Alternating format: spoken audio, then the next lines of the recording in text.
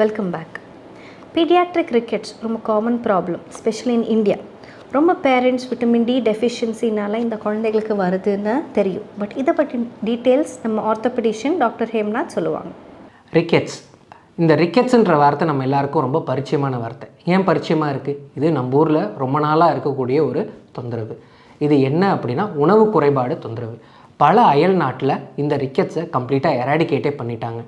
ஆனால் நம்ம ஊரில் இதை கம்ப்ளீட்டாக எராடிகேட் பண்ண முடியல. இது விட்டமின் டி அப்படின்ற முக்கியமான சத்து குறைபாட்டினால் வர தொந்தரவு. இந்த விட்டமின் டி அப்படின்றது எலும்பில் கால்சியம் மற்றும் ஃபாஸ்பரஸை கொண்டு போய் சேர்க்கக்கூடிய விட்டமின்.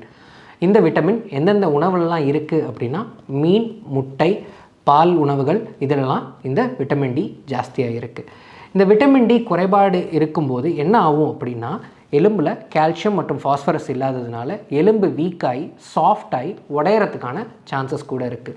இந்த குறைபாடு உள்ள குழந்தைகள் என்னென்ன கம்ப்ளைண்ட்ஸ் பண்ணுவாங்கன்னா மல்டிபிள் ஜாயிண்ட் பெயின்ஸ், டிஃபார்மிட்டி, இந்த மாதிரியான தொந்தரவுகள்லாம் குழந்தைக்கு இருக்கிறதுக்கு வாய்ப்புகள் இருக்குது.